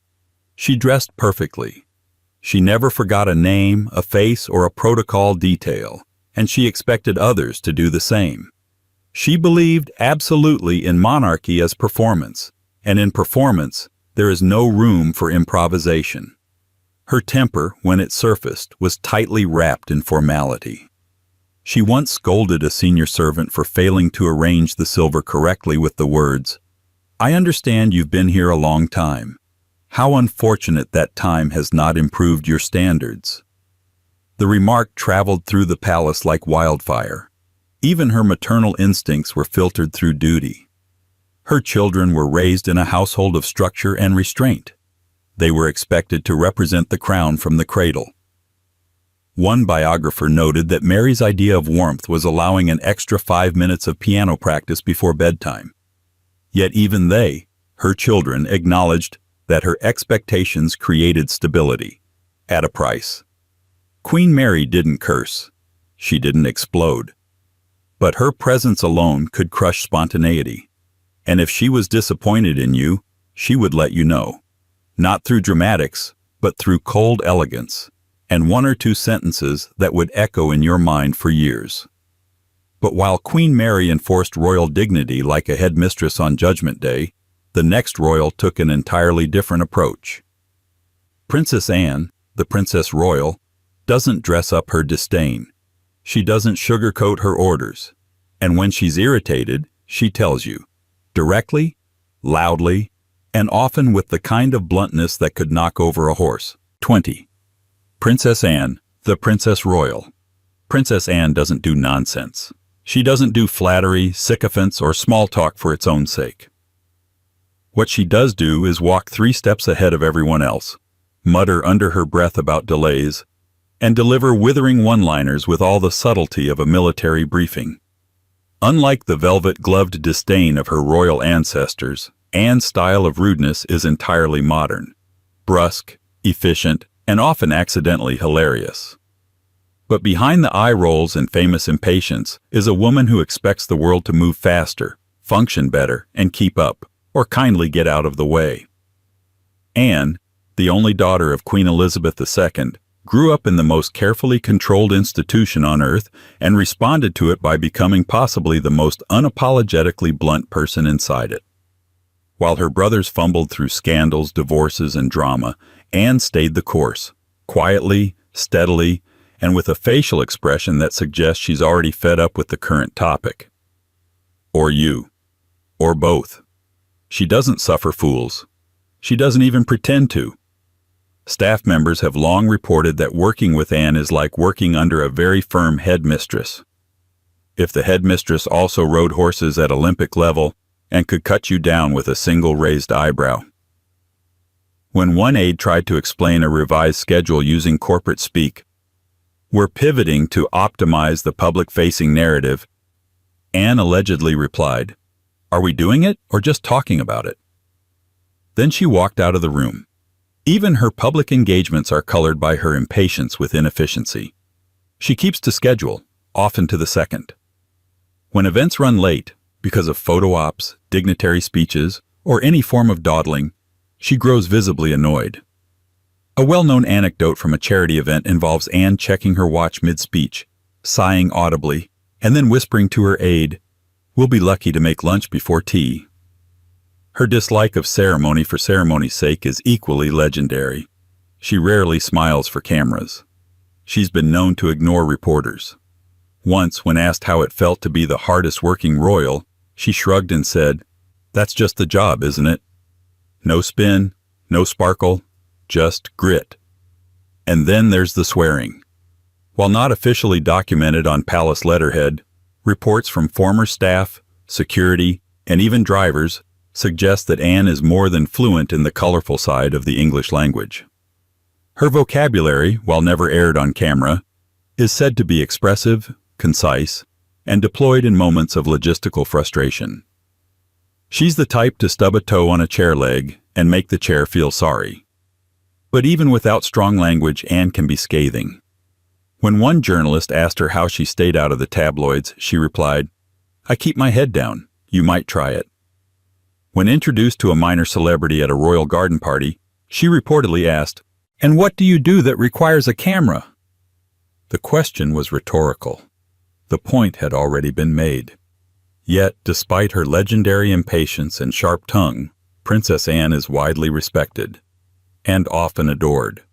Because beneath the briskness is a woman who works relentlessly, shows up early, and expects excellence because she delivers it herself. There's no vanity in her rudeness, no thirst for attention. She doesn't want to dominate a room. She just wants it to stop wasting her time. If Princess Margaret's sharpness was laced with performance, and Queen Mary of Tex with ceremony, Anne's is born of utility. She isn't cold, she's focused. And she doesn't have the bandwidth for foolishness when there are 20 engagements on the calendar and a horse waiting back at the stables. And yet, if Anne's temper is brisk and clipped, the next royal's was flamboyant in a very different register. Princess Alice of Athlone, the longest-lived granddaughter of Queen Victoria, had charm, certainly, but she also had a habit of turning tea parties into tactical debriefings and staff meetings into moral interrogations, all while delivering barbed commentary through a cloud of perfume and perfect posture. 21. Princess Alice of Athlone. Princess Alice of Athlone lived through 3 centuries of royal evolution and managed to offend someone in nearly all of them. Born in 1883, the granddaughter of Queen Victoria and a cousin to just about every European monarch worth naming, Alice seemed to come pre-equipped with the knowledge that she was important, and the expectation that everyone else ought to act accordingly. She was elegant, well-read, fluent in several languages, and absolutely brutal when her patience ran out, which it did frequently and with very little warning. She was, by all accounts, charming when she wanted to be. That is, until the tea was too cold, the curtains too loud, or the conversation too stupid. Then the charm faded, and out came the tongue. A refined, aristocratic instrument, but honed to a razor's edge. Alice didn't explode. She sliced, and she always made sure the cut landed exactly where it would sting the most. Staff members in her various royal residences, most notably in Canada, where she lived while her husband served as Governor General, told stories of a princess who could terrify with timing alone. A single raised eyebrow, delivered at precisely the wrong moment, was enough to derail an entire formal dinner. Her rebukes came fast, dry, and with unnerving precision. When one footman poured her tea with the milk first, she simply stared at the cup and said, "Is that how your mother taught you to ruin things?" He was never seen again, or at least not in the main house. Even family members treaded lightly. She maintained a genteel exterior, but underneath was a core of iron. Her daughter once remarked that being raised by Alice was like attending a finishing school where nothing was ever quite finished. In other words, Alice was constantly correcting manners, grammar, posture, attitudes, even facial expressions. A slouched spine could earn a comment like, "If you mean to impersonate a question mark, at least be eloquent." And somehow she always said it with a smile. Though she lived in an era that praised royal aloofness, Alice's version of aloof was personal. She didn't just stand above people, she informed them that they were below her. But not in a crass way, in the way one might inform a guest that they've arrived at the wrong address. "How unfortunate," she once said to a dinner guest whose name she pretended to forget. "I'd hoped for more interesting company." He laughed nervously. She didn't. Alice's temper wasn't explosive, but it was relentless. She held grudges with the same elegance she held her opera glasses. Offenses were recorded, not loudly, but permanently. If you crossed her, you might still receive an invitation to the next event, but you would be seated near the kitchen and ignored all evening. Passive-aggressive, yes, but so flawlessly executed that the victim often apologized afterward without quite knowing why. Still, there was admiration beneath the apprehension. Alice worked hard, traveled widely, and represented the crown with distinction. Her standards were unforgiving because she lived by them herself. She expected perfection not for vanity's sake, but because in her mind, royalty was a craft, and anyone who practiced it sloppily was an insult to the institution. She lived to be 97, long enough to see the monarchy change shape entirely. And yet, even in her final years, she remained unimpressed with modernity. When asked in an interview about the younger royals embracing more casual behavior, she famously replied, "There is nothing casual about monarchy. That's rather the point, isn't it?" So while others aged into gentleness, Alice aged into legend, a woman whose perfume entered the room 10 seconds before she did, whose opinions arrived 10 seconds after you'd hoped they wouldn't, and whose corrections could still be felt weeks later. But if Alice preferred her rudeness scented with civility, the next royal applied none of that polish. Princess Louise, Duchess of Argyll, daughter of Queen Victoria, was a walking contradiction, artistic, progressive, and secretly volcanic. Her temper came fast, flared high, and often left witnesses wondering what exactly they'd done to trigger the storm. 22. Princess Louise, Duchess of Argyll. Princess Louise, the sixth child of Queen Victoria and Prince Albert, was not the sort of royal who fit neatly into the family mold. She was rebellious, fiercely intelligent, politically engaged, and inconveniently unafraid of expressing herself, especially when irritated, and she was irritated often. Beneath her cultured artistic veneer was a woman of sharp impatience and a legendary temper that arrived without fanfare but left a mark, usually in the form of a verbal dressing down that no one soon forgot. While her siblings followed the predictable paths of military titles and ceremonial obedience, Louise chose something different. She became a sculptor, professionally. She attended art school under an alias. She traveled. She spoke up.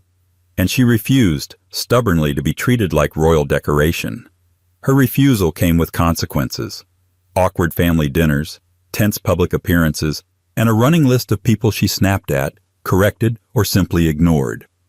Palace staff found her demanding, sometimes exhausting, and occasionally terrifying. She had a habit of speaking quickly when annoyed, her voice climbing not in volume but in velocity. Her frustration would spill out in rapid-fire critiques, often laced with biting sarcasm. One housemaid recalled being asked to bring tea, only to have the princess sigh and remark, "It's astonishing how something can be both late and tepid, much like its deliverer." Louise's reputation for sharpness extended to her family. She was openly critical of her mother, Queen Victoria, who viewed artistic ambition as unseemly for a woman, let alone a royal. Their letters crackled with passive aggression. In one, Victoria accused Louise of indulging in unnecessary independence. Louise replied, "Independence, if unnecessary, must be tolerated. Otherwise, it becomes necessary indeed." It was the kind of comment that would make a courtier gasp and then pretend they hadn't heard it. When Louise married John Campbell, Marquess of Lorne, later Duke of Argyll, it was seen as a bold move. She was the first British princess in centuries to marry a non-royal. She reportedly chose him herself, then spent much of the marriage regretting it. Their union was complicated, and so were their arguments. Staff at Kensington Palace told stories of doors closing loudly, never slamming, of course. It was a royal household, and muffled exchanges that sounded more like political debates than marital disagreements. In public, Louise maintained a cool composure, but in private, she was infamous for losing patience with slow conversation, pretentious guests, and the suffocating rituals of royal life. She once described a formal dinner as an overcooked performance with undercooked company. She was not invited to the follow-up event. Her quick temper extended to matters of social justice. Louise was known to challenge condescending remarks made by aristocrats, particularly men. During a conversation about women's education, when a nobleman opined that women should be content with the home, Louise reportedly replied, "Which is difficult when the home has been designed to cage and not to comfort." He tried to laugh. She did not. She also famously did not care for obsequiousness. She could spot flattery from 10 yards and would dismiss it with a wave, or worse, a follow-up question designed to make the flatterer squirm. "Is that what you think?" she once asked a sycophantic guest. "Or what you were told to say to get the invitation?" The guest was never seen again, at least not at Kensington. Yet for all her heat, Louise was admired for her candor. In a court where everything was couched in etiquette and innuendo, her directness was almost revolutionary. She was not warm, she was not always kind, but she was real, in a way that made her contemporaries deeply uncomfortable and historians deeply intrigued. And if Louise was the royal who dared to snap back at her own dynasty, the next queen on our list was one who snapped at England itself. Queen Henrietta Maria, wife of Charles I, didn't just insult people. She insulted cultures, policies, parliaments, and anyone foolish enough to question her authority, whether in French, English, or a multilingual scolding that made courtiers wish they were somewhere else entirely. 23. Queen Henrietta Maria. To step into the presence of Queen Henrietta, Maria was to enter a storm disguised as a salon. Born a Bourbon princess of France and married into the unstable tightrope act of Stuart England, Henrietta Maria arrived in London with silks, servants, and an unapologetically sharp tongue that rarely dulled with time or diplomacy. The English expected her to assimilate quietly. What they got was a queen consort who treated Parliament with disdain, mocked English customs to their faces, and viewed compromise as a spiritual weakness. Her rudeness wasn't careless. It was crafted, strategic, born of rank, religion, and an unshakable belief that the English court was about 4 centuries behind in both etiquette and manners. She didn't just ignore the sensibilities of her Protestant subjects, she challenged them directly. At state banquets, she spoke French. In private, she ridiculed Anglican services as pale performances. When Parliament grumbled about her Catholic chaplains, she increased their number. And when courtiers attempted polite protest, she responded with arch smiles and devastating put-downs delivered with aristocratic calm. One noble, having taken the bold step of questioning her influence over King Charles I, received from her what was later described as a lesson in humiliation disguised as conversation. She fixed him with a look and said, "If silence cannot improve you, sir, then words shall not bother." He bowed as expected. He also never spoke in her presence again. Her marriage to Charles I was, in its own way, a theater of contrasting tones. He, reserved and politically tone-deaf. She, animated, extravagant, and so direct that she routinely offended half the Privy Council before breakfast. While Charles struggled to maintain dignity in an increasingly hostile political climate, Henrietta Maria was known to shout at ministers she disliked, accuse officials of cowardice, and dismiss criticism as English noise. She did not whisper behind fans. She made her contempt a matter of record. Henrietta Maria's private letters, many of which survive, are a goldmine of unapologetic sarcasm. In one, she refers to an English bishop as a man who knows God by hearsay and governs by guesswork. In another, she describes a Protestant envoy as courteous but confused. He believes women cannot reason and proves it by reasoning with me. Her correspondence is peppered with little jabs, side-eye and ink, delivered with impeccable grammar and lethal punctuation. Courtiers both feared and admired her. Her ladies-in-waiting learned to tread carefully. She had no patience for sloppiness, laziness, or any suggestion that her French upbringing was not the superior cultural model. One maid who laid out her clothes in the wrong sequence was reportedly greeted with the remark, "Your imagination is better suited to laundry than order." She was reassigned. Others soon learned that with Henrietta Maria, efficiency was survival. Even in exile, her temper did not mellow. After fleeing to France during the English Civil War, she maintained a kind of exiled court in miniature, smaller in size, not in standards. Diplomats who visited her described her as regal in despair, issuing commands with the precision of a woman who refused to admit she had lost a kingdom.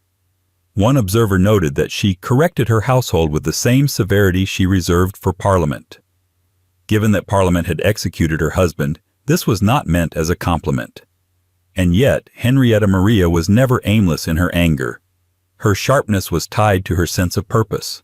She saw herself as a defender of monarchy, faith, and tradition, all under siege from what she saw as the rising vulgarity of parliamentary power and Puritan austerity. Her enemies saw her as a meddling foreigner.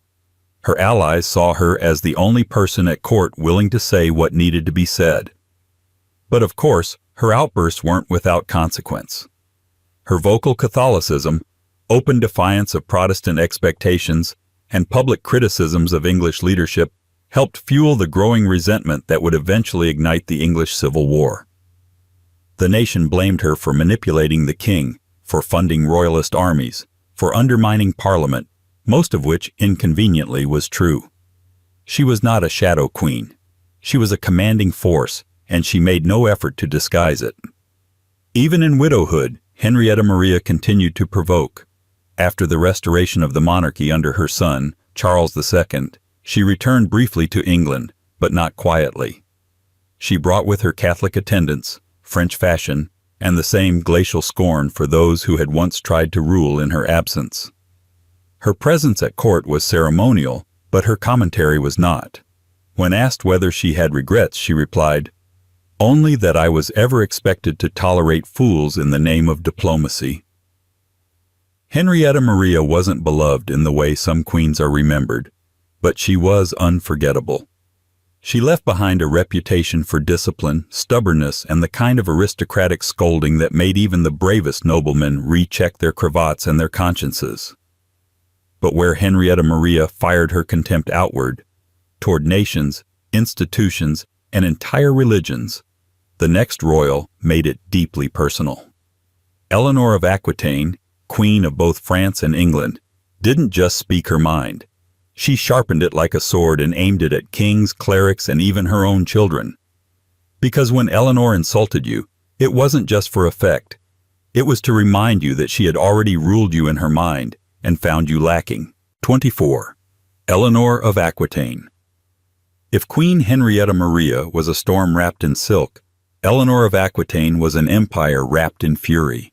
She didn't just inherit vast lands, she was the land, in the minds of many of her contemporaries. Aquitaine was hers, its wealth, its power, its culture, its temperament. And when she married two kings, first of France, then of England, it wasn't just political, it was personal. Because Eleanor didn't enter palaces to decorate them. She entered to bend them to her will, and if anyone got in the way, she used the most precise weapon she had, her words. Eleanor was sharp, clever, worldly, and dangerous. She was also, by all reliable accounts, unfiltered. She mocked people to their faces, and somehow they still bowed. Her insults didn't come in heated outbursts. They were calculated and cool, layered with literary references, political digs, and the kind of intimate observation that left people questioning their own worth. She spoke not like a courtier, but like a playwright, and her favorite genre was tragedy, in which you were the underwhelming lead. Raised in the flamboyant and literary court of Aquitaine, Eleanor was surrounded by poets, philosophers, and troubadours. From a young age, she learned how language could humiliate, seduce, inspire, or destroy. She didn't just master courtly manners, she weaponized them. And when she married Louis VII of France, she made one thing clear. She was not interested in playing the meek and obedient queen. He preferred sermons, she preferred satire. The match, as one chronicler delicately put it, lacked concord. She called Louis a monk in a crown. He responded with silence, then crusades. It didn't last. But her next marriage, to Henry II of England, was no quieter. If Louis had disappointed her with piety, Henry tested her with brutality. Their relationship was built on passion, ambition, and intermittent detestation. When he betrayed her, politically or personally, she didn't retreat. She plotted, she undermined, she criticized.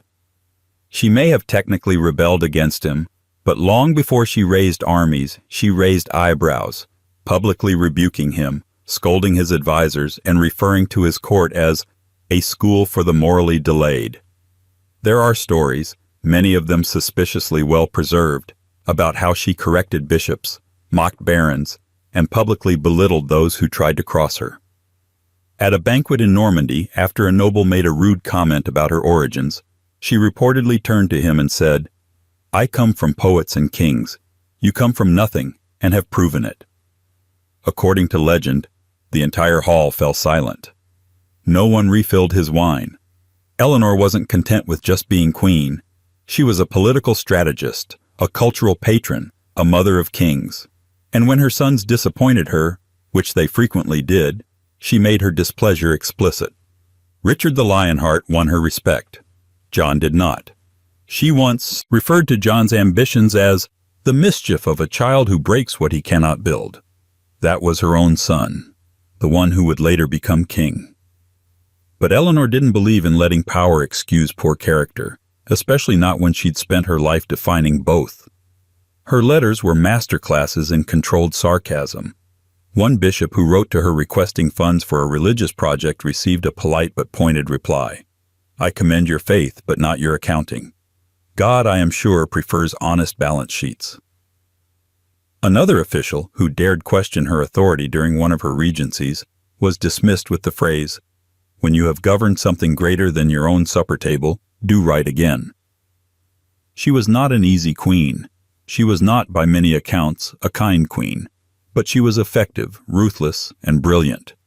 She used her intellect like a mirror, forcing people to see the worst in themselves, and her tongue like a scalpel, cutting directly to the weakness.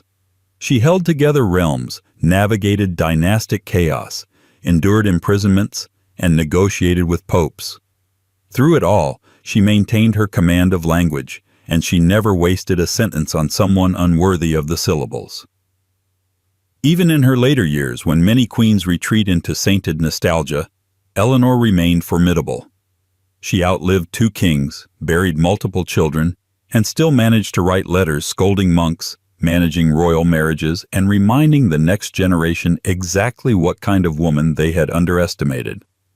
At her core, Eleanor was a queen who never asked to be liked, only respected. And if you didn't give her that respect, she'd take it anyway. Verbally, publicly, permanently.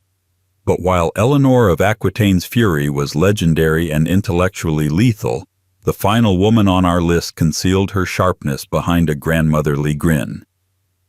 Queen Elizabeth. The Queen Mother may be remembered for her pastel hats and smiling waves, but those who crossed her knew better. Behind the gentle facade was a matriarch who could freeze you solid with a single well-enunciated sentence, and who never, ever forgot an insult. 25. Queen Elizabeth. The Queen Mother. If elegance could kill softly, Queen Elizabeth. The Queen Mother would have left a trail of smiling corpses in her wake. To the British public, she was the nation's reassuring figurehead during its darkest hours, the cheerful wartime queen, the royal matriarch, the woman who smiled through the Blitz and wore pastel hats like they were armor. But behind the toothy grin and the china teacups was a razor-sharp sense of judgment and a memory like a steel trap. She may not have shouted, but she never forgot. And when she was displeased, you felt it not in thunderclaps, but in frost. Unlike her husband, King George VI, who agonized over speeches and preferred to blend into the wallpaper of his own monarchy, Elizabeth Bowes Lyon was comfortable in her power. She was quick with a compliment, quicker with a correction, and fastest of all with a one-liner that could leave an ambassador apologizing in 2 languages. Her rudeness was never overt. That would have been beneath her. No, the Queen Mother specialized in what could only be called aristocratic venom.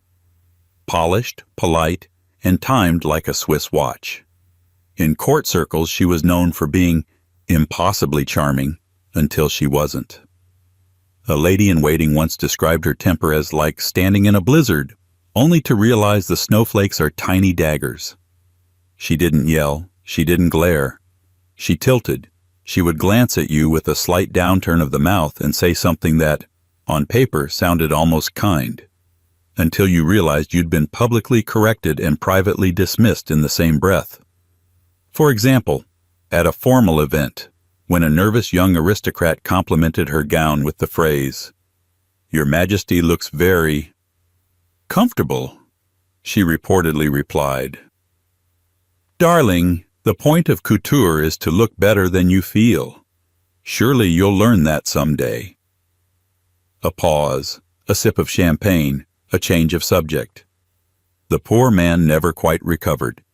And then there was her handling of the real drama, the abdication. When Edward VIII stepped down to marry Wallis Simpson, it was Elizabeth who held the line. Officially, she offered support to her suddenly crowned husband. Privately, she never forgave Edward or Wallis, ever.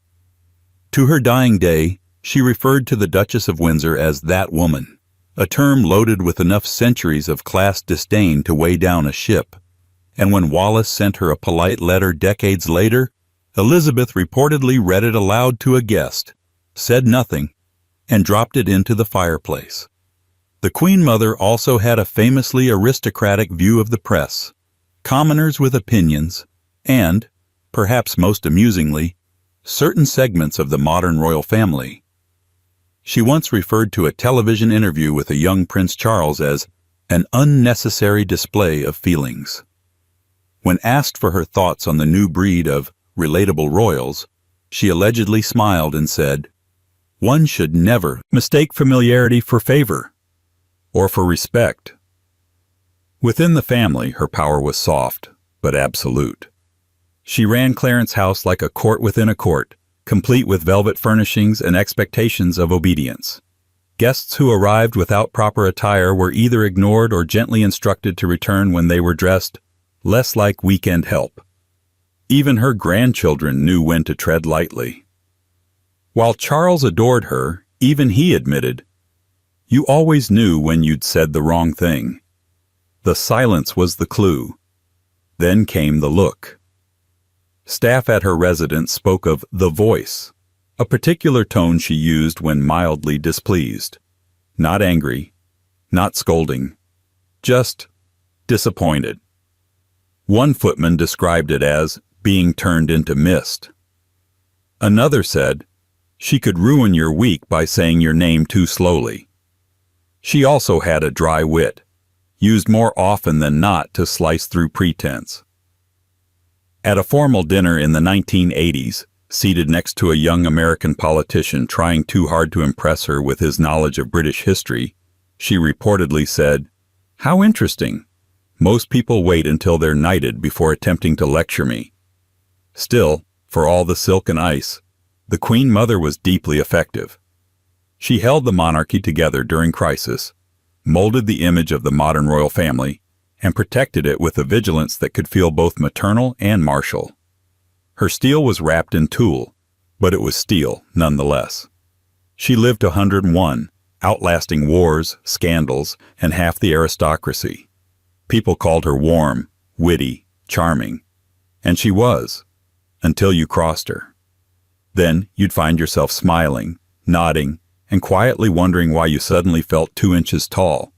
Because while others raised their voices, Queen Elizabeth, the Queen Mother, simply raised her standards and watched the unworthy remove themselves. And that concludes the list of the 25 most vulgar, sharp-tongued, and rude female royals in British history. Not vulgar in the sense of profanity, though some certainly swore, but vulgar in the royal sense. Women who refused to smile politely while being dismissed, who scolded when others would have smiled, who held court not with decorum but with domination. They didn't all reign, but they ruled.